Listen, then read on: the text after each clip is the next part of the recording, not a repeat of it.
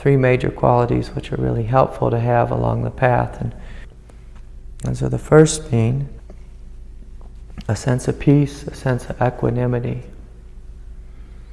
And this is often portrayed in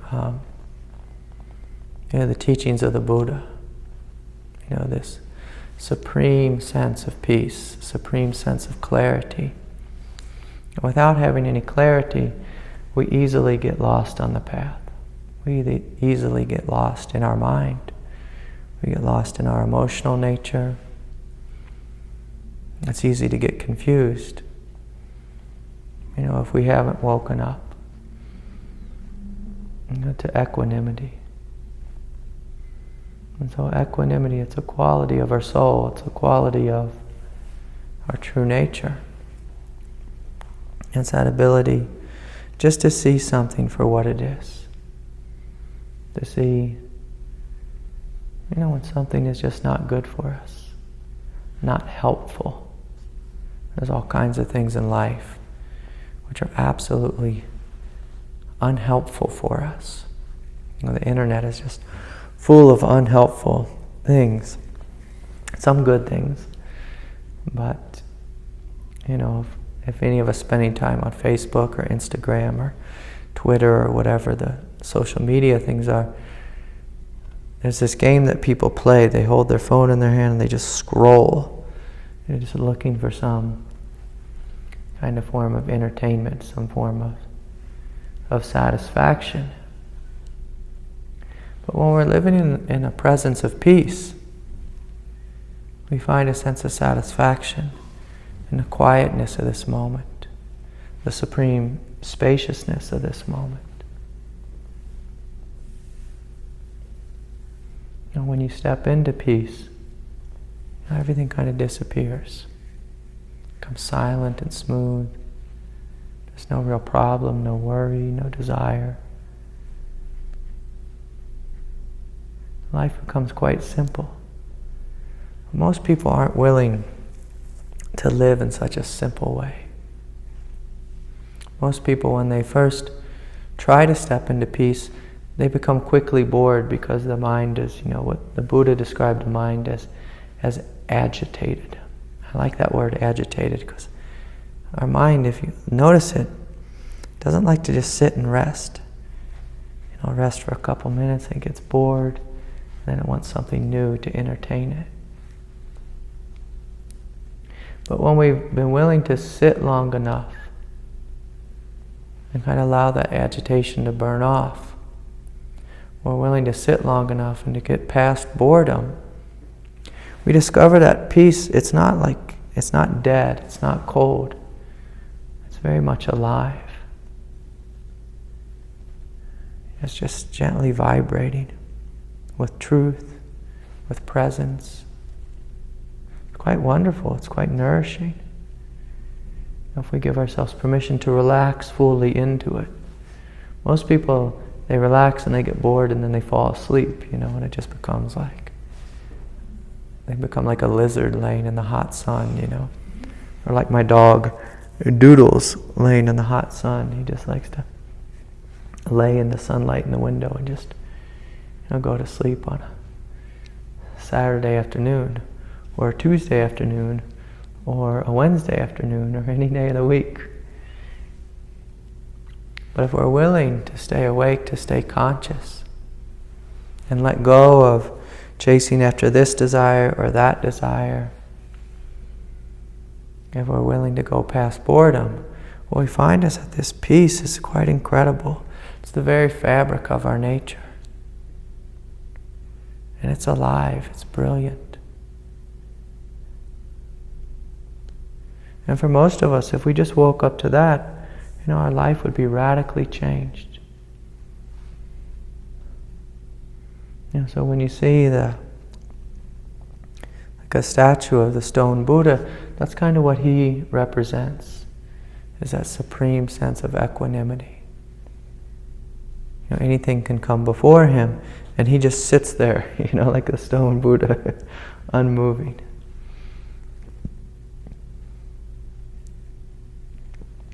But there's that space, it's within us. It is the very space of awareness. If you notice awareness itself, it never moves. It's always there, just silently witnessing life. There's this incredible sanity in that. Quite incredible. That's where we experience ourselves as freedom. And so the path, it's necessary. It's necessary, it's helpful, it's liberating to wake up to ourselves as peace. And so normally for most people that's the first step. And that awakening tends to happen in the space of awareness, the space of the mind. The third eye and the crown area, the throat. But there's a deeper type of awakening too. Awakening of the heart, awakening of love. Because we can just have equanimity, our life it will get a little boring and dry, if we're just a good Buddhist, But when we open our heart, we're opening our heart to the experience of love. The experience of allowing this greater divinity to pour down through our heart, to shine through us. This is where we experience compassion, a supreme sense of beauty, and even greater radiance than the radiance we experience with peace. But most people, they're scared to open their heart because when they get in touch with their heart oftentimes is covered in pain. It's covered in sadness. It's covered in heartache. And so we do this funny dance of, we check in with our heart a little bit, and there's a little bit of pain there, and so we say, maybe I'll hide out in my mind. Maybe I'll go chase a desire. Maybe I'll find Mr. or Mrs. Handsome to make me feel better. We all know how that works out. It doesn't always work out so good. Normally pretty exciting in the beginning, but after a while, it doesn't tend to solve our problems. But just like with peace, where we have to be willing to learn how to work with our mind, not pick up the things which are unhelpful, and be able to sit through boredom and to open into something greater. The work with the heart is a willingness to be able to feel the pain of our heart. And it's the pain of our emotional heart. To feel our sadness, our anger, our guilt, our rage, and to let it go. But normally through the letting go process, what's required is that we meet it with a sense of love. That we meet our pain with love. So that means we must be courageously willing to feel everything, to experience everything. And so as we do so, the more willing we are to feel pain, the greater our heart opens. It's a real funny thing the way God has us wired. Most of us would like just to do a lot of yoga and then have our heart open. And that does work. But it tends to just open temporarily, then it shuts down again. Because we have an inherent resistance to feeling pain. And so it takes a brave soul who's willing to open their heart fully, to feel the pain, to feel the sadness, but to simultaneously to go deeper and notice what's deeper than this sadness, what's deeper than this excitement, what's deeper than this, this feeling of pain or pleasure. So when we sit deeper with our heart, we begin to discover this incredible light, this incredible brilliance, this absolute innocence. It's a profound innocence. An innocence so strong that nothing can destroy it. No matter how much pain and trauma we've been through in life, this beauty still pours out of our eyes, still pours out of our being. Even if we don't even know it. It's a real beautiful thing. Even if we've forgotten our own beauty, We've lost touch with it because we've been so beaten up by life. This beauty is still fully here. And so it's a wonderful thing to rediscover ourselves as this beauty. So often with my work, people come and see me and they're in tremendous pain. I look at them and I say, "Do you know how beautiful you are?" They look at me like I'm crazy. They say, "The hell are you talking about? I'm in a lot of pain here." I say, "But have you forgotten how beautiful you are? How bright your light is? Oh, have you forgotten?" And it always makes me laugh because so many people are so uncomfortable when I ask them that.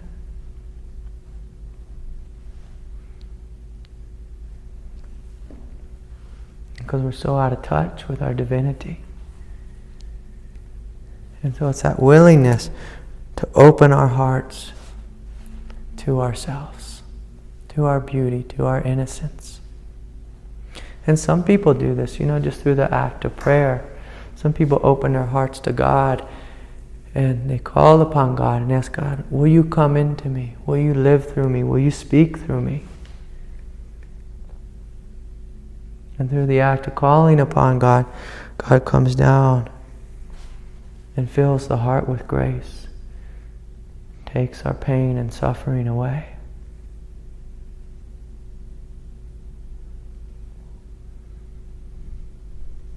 And opens us to this greater aspect of ourselves. And so the first two qualities are equanimity and love. It's the first two levels of awakening. True spiritual awakening requires we know that the space of our mind is a space of absolute peace.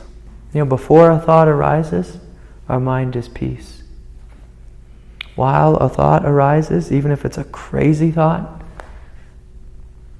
our mind is still at total peace. But see, most people think that they are the thoughts, not their mind, not the space of their mind. That's the first fundamental error we make, is forgetting that we are this vast, spacious emptiness.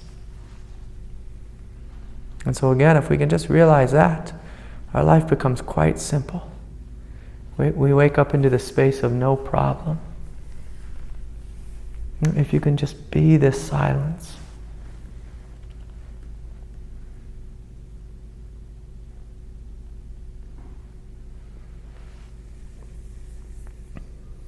It's something that you can look into the eyes of a baby.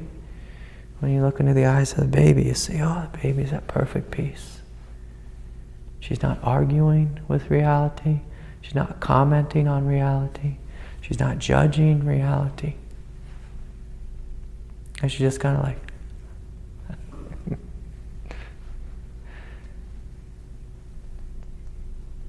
She just let go fully into herself.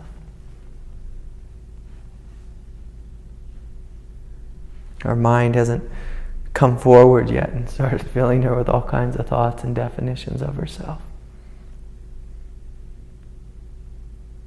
And so can we let go into that peace? And from that place of peace, can we let go deeper into this place of love? The space of the heart.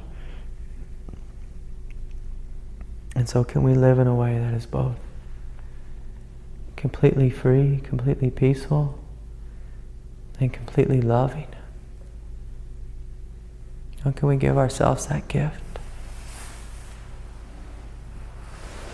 But again, to come into this love that I'm speaking about, it's almost like an unmovable love.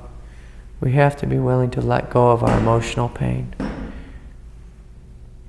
We have to be willing to do our healing work, let go of our trauma, forgive those who've harmed us, forgive ourselves for being human and making the countless mistakes that we make throughout the day. And as we do this work of forgiveness, this work of letting go, we come into this place of radical radiance. And then deeper than that is the third place of awakening, the third spiritual quality that's radically necessary for us to live in a sane and happy way, is that we wake up to our place of power, our place of truth, this place of indestructibility. And this is an awakening that happens deep in our gut, deep in our hara.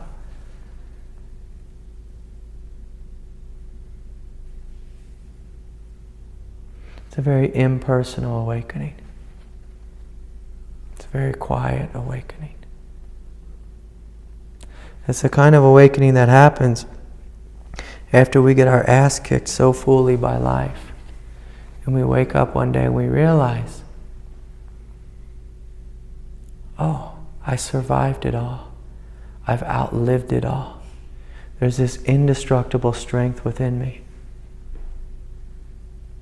This inextinguishable light, if that's the right word.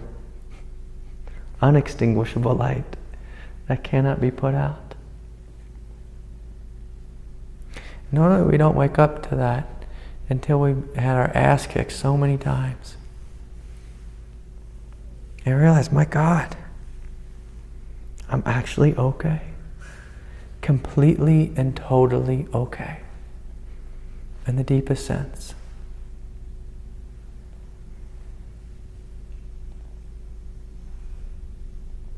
It's okay if people don't like me. It's okay if people don't love me. It's okay if my husband rejects me, my child rejects me, my boss rejects me, my friends reject me, my family reject me.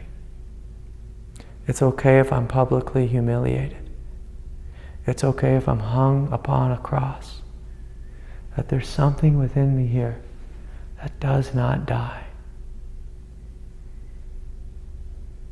How amazing is that?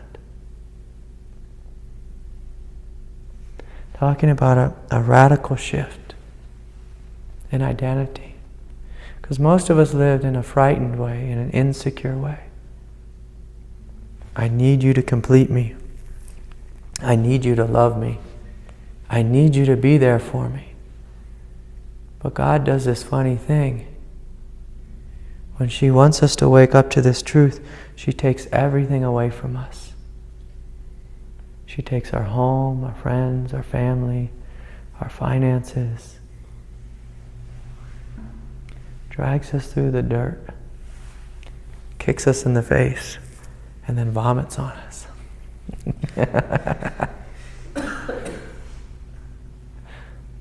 And says, how are you? If you answer from your ego, you'll say, I'm doing terribly. But if you answer from the truth of you, you realize, I'm quite fine. The sense of radiance within me cannot be destroyed. Nothing can destroy it. No amount of war or rape or torture, heartache, bloodshed, disease, cancer. Nothing can destroy it. Now, most people don't get this far. But it's something quite incredible to wake up to. Quite incredible. And so throughout the path, we can all develop these qualities. These qualities of equanimity, of love, and of strength. One of the ways we develop strength is through walking forward, listening to our heart, despite how scared we are, despite how frightened we are. That willingness to walk forward in the truth, even if people are throwing rocks or tomatoes.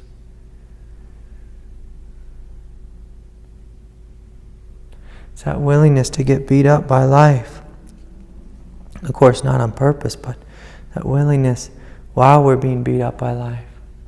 Just to notice that you are okay. And by okay, I mean that your presence is still fully here, fully complete, fully alive. It's that kind of okay. It's the deepest kind of okay.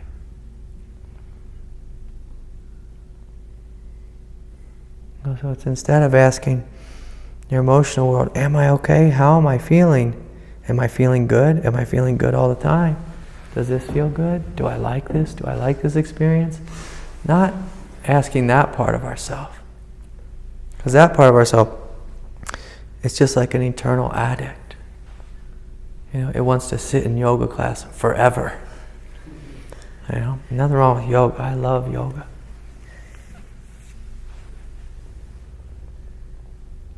But instead of just noticing, okay, how do I feel? Do I feel good? Is everything good in my life? Do I have all the abundance I need and want? And do I have $1 million and this and that? Is my partner the most perfect partner ever?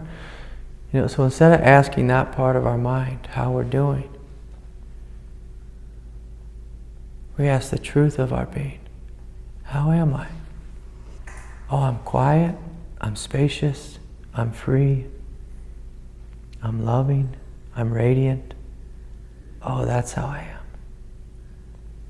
That's what I am.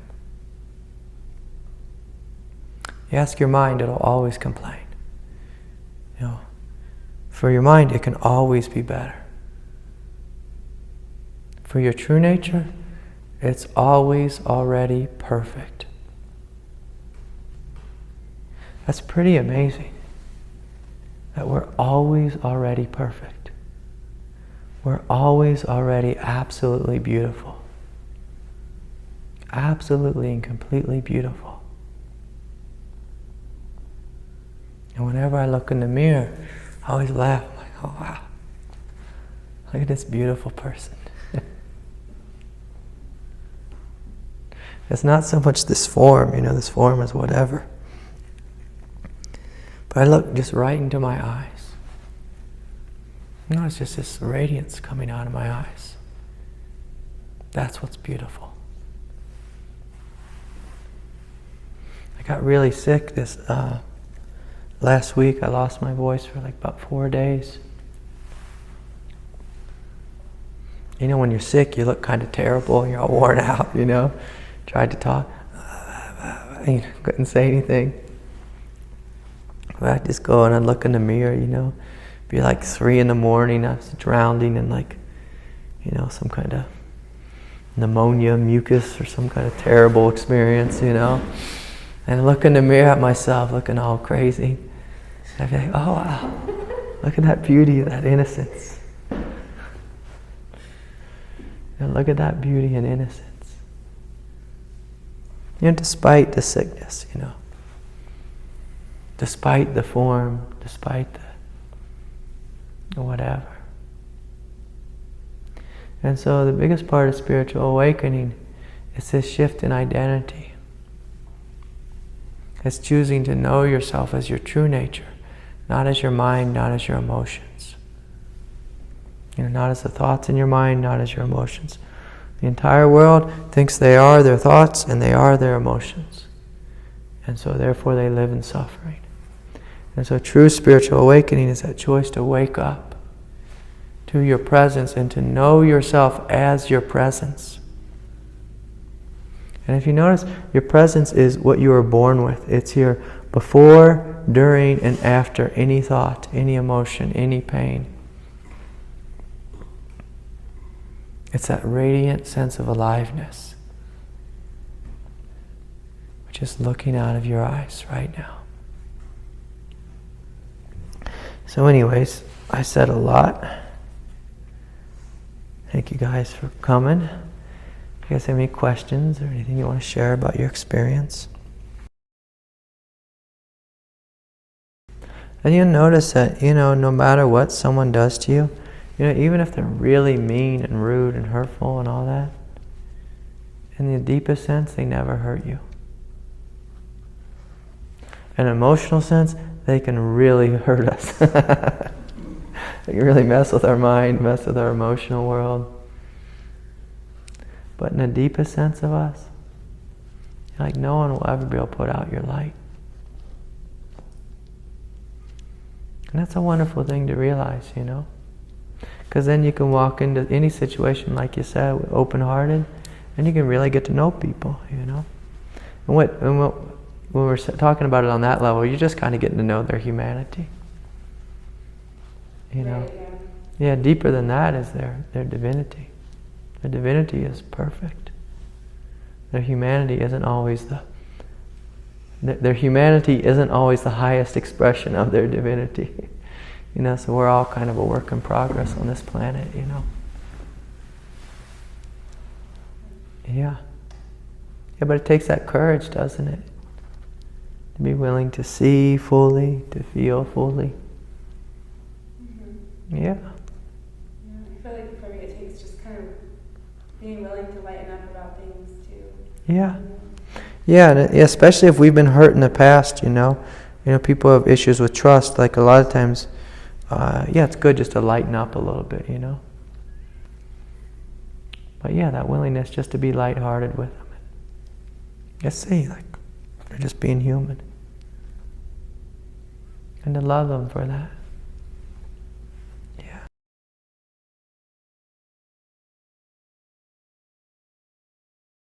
Yeah. Yeah, well, like those things, they get bred into us, Both they get modeled into us, and the DNA's passed down to us, the genetics of it, and so it's really interesting, Our sense of self is built on it. Yeah, a lot of ways, But your true nature is not. Your true nature is not. It's 100% yours. 100% yours. And that's a beautiful thing. And so for most of us, that's what the spiritual path is about. It's getting to know me. What is my true nature? And my God, what's all this other stuff, All the stuff that I took myself to be for so many years. And for a lot of people, it takes a tremendous leap of faith to let go of their upbringing or their conditioning or their whatever identity it is they have of, I'm a doctor, I'm a lawyer, I'm a yoga teacher, I'm new, and just give themselves permission to be what they truly are. To be just this space of innocence. Instead of, hiding behind I'm a teacher, I'm a therapist, I'm a this, I'm a that. Because so many people hide behind their career, their whatever it is they think they are, I'm a Republican. Sounds like a message of equality too. Say that again? Sounds like a message of equality too. Yeah. Because when we step out of that identity that we've kind of taken on, that false identity, when we step into our true nature, a funny thing happens. We find beauty and innocence and wonder within ourselves, but we also see it all around us. So as we wake up to our beauty, we wake up to the beauty of everyone else. Because it's just this natural thing that happens. But when we choose to be an identity, we live in a place of division and see ourselves as separate from. And because there's an inherent insecurity in those identities, we live in this kind of frightened and fearful way. I needed to defend myself, I work with so many doctors and nurses and hospital folks, and they're always telling me about all these weird power struggles that happen in the hospital. It's like crazy. But we all know this just within a family. There could be power struggles. In a marriage, there could be power struggles. But it all comes from this place of insecurity, I am the doctor. You must listen to everything I say. It's just like, hell, man, maybe the nurse knows better than you, I mean, just because we have this title and identity doesn't mean we know it all or have it all.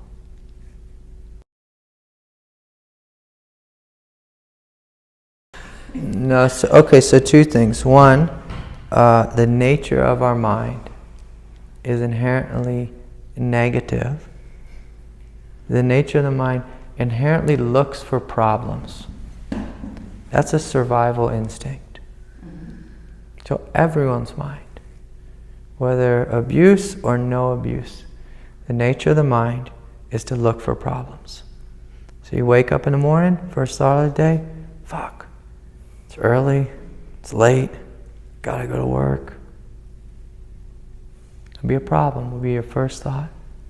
That's just how our mind works, you know. The thing is if we lived in, say, the wilderness, your mind's job is to scan the wilderness, in Colorado for a mountain lion. That's its job. Is there a mountain lion? And where's the water? Where's the food? So it just looks for problems. So it's just the nature of it. So that's one. But deeper than that, if you're sitting and you're noticing that there's like a theme here, we'll say that negativity, Let me ask you, do you feel a lot of sadness here? Yeah. So that sadness wants your attention. Once you heal that sadness, sweetie, those thoughts will disappear. In their place will be your supreme innocence.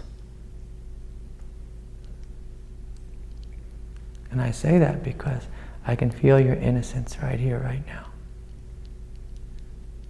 And in front of the innocence is the sadness. And all it wants is to be loved.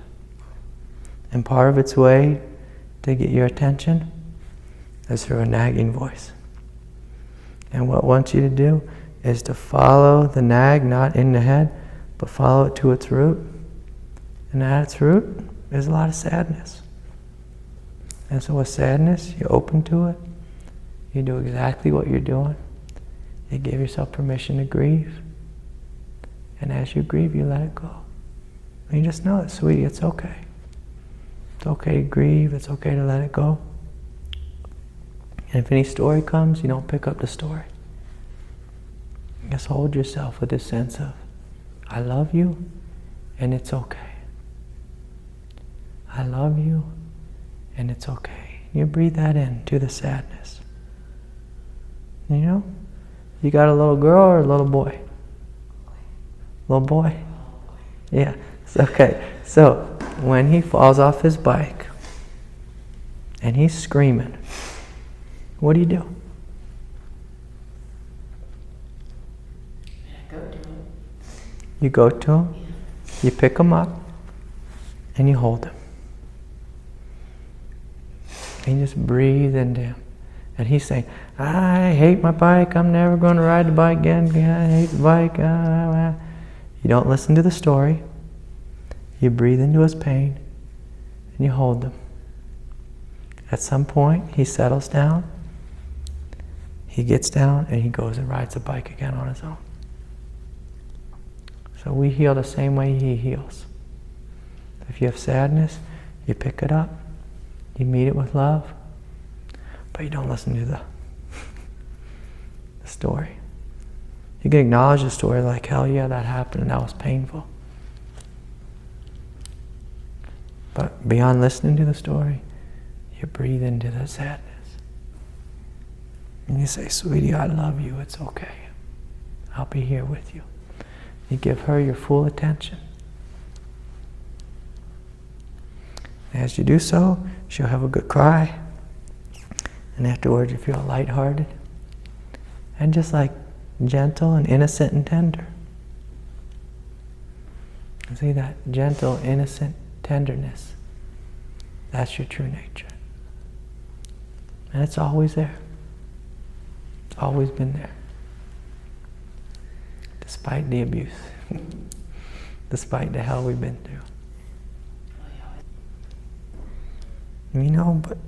But through it all, there's this like strength and beauty, and I'd even say like I feel like a sense of nobility about you. That's always there. Yeah, and see, it's that willingness, we pick her up and we hold her, and we never leave her. We never leave her. And she won't heal unless we never leave her. And if we just do a little bit of work and then put her down, you know what she does to get our attention? She gives us crazy thoughts, you know. And it's not that there's anything bad or wrong with her. That's just one of her ways of getting our attention. So normally she'll speak to us through anxiety. Anxiety, irritation, agitation. Yeah, or anger, you know. And so the other thing too with anger is so with sadness, through opening up to sadness, you learn tenderness, compassion, and strength, and innocence. There's all kinds of gifts through opening up to sadness. Through opening up to anger, we learn about our truth and our power and our voice. And our indestructibility. Anger is a wonderful thing to open up to. Most people are terrified of anger, and so they don't touch it. Most people are terrified of anger and sadness, and they don't touch either. You know, so they do the thing on Instagram. You know, I'm just going to keep looking on Instagram, keep scrolling and scrolling and scrolling and scrolling. Meanwhile, there's this like thing in their head, you know, or in their emotional heart that's just like driving them crazy. Like, I'm just going to keep looking on Instagram, you know, see what everybody's up to, you know. This constant sense of avoidance, but yeah, there's a gift in all the different things, all the different experiences, a tremendous gift, you know. And so often, you know, if the experience doesn't feel good, all we want to do is avoid it, you know. But like you said, if you're willing to go through it, it's a tremendous gift. Tremendous gift, especially with anger and sadness. You know, they're very powerful qualities. You know, the funny thing, you know, spiritual people have such resistance to anger, and I love it that in the Bible that Jesus had all kinds of fits of anger, you know. It makes me so happy, you know. They're like that boy had a humanity, you know. And he expressed himself fully, you know.